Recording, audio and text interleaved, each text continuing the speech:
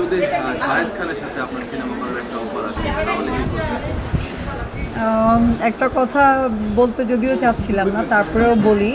আমার যেহেতু রিয়েলিটি শোতে জাজ প্যানেলে জায়েদ ভাই ছিল, এটা আপনারা জানেন। তো আমি এত বছর পরে একটা প্রোগ্রামের অফার পেয়েছি যেখানে জায়েদ ভাই নিজে থাকবে এবং আমাকেও বলেছে, বাট ডিস্টেন্সটা এত দূর যার কারণে আমি করতে পারছি না। বাট আমি খুব মিস করব সেদিনের প্রোগ্রামটা। মানে আপনি কিন্তু, আমি যতটুকু জানি, আপনি জায়েদ খানের ওই কথাটা বলার কারণে আপনি অনেকটাই ভাইরাল এবং সোশ্যাল মিডিয়াতে আপনি আলোচিত। তো আসলে কি কারণে আপনি ভাইরাল? আমাদের প্রোগ্রাম গ্ল্যামার লুকে জায়েদ ভাই ডিগবাজিটা দেয়, আর এই ডিগবাজি থেকে অনেক ভক্ত, পাগল ভক্ত এবং ফ্যান উনার বের হয়ে গেছে। এটা আমার কাছে খুব প্রাউড ফিল হয় যে এমন একটা প্রোগ্রাম ছিল যেখানে আমি ওখানে র্যাম্প মডেল এবং কন্টেস্ট হিসেবে অংশগ্রহণ ছিলাম এবং আমার জাজ হিসাবে জায়েদ খান ভাই ছিল। এবং আমার খুব ভালো লেগেছে। আমার খুব কাছে থেকে দেখবেন, আমার যে ছবিটা দেখবেন যে আমি এই সাইডে আছি, ভাইয়া মাঝখানে এসে ডিগবাজি দিতেছে।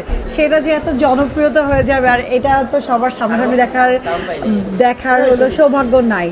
তো দেখছি, ভালো লেগেছে।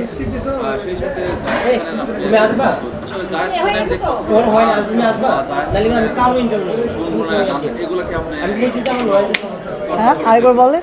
মানে জায়েদ খান যে গানগুলা বলে থাকেন, আপনার এই জায়েদ খানের গান কখনো চর্চা করা হয়? চর্চা কি, উনার যে নাচে একটু এরকম এগুলো একটু দেখি এগুলো এতটুকুই।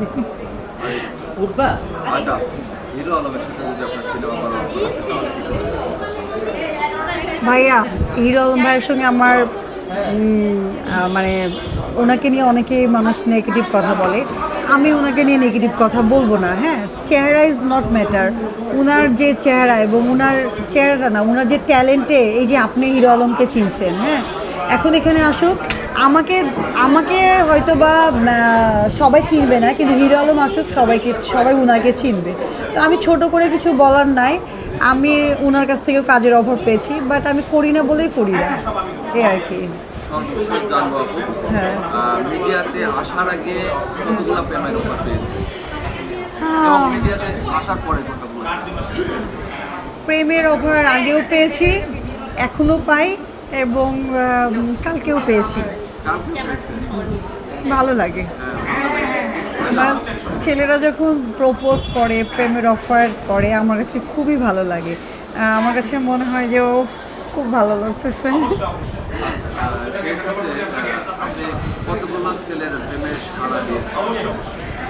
সারা তো আমি প্রথমেই দিয়েছিলাম, কিন্তু প্রথমে আমি ধোঁকা খেয়েছি। এই জন্য আমি এখন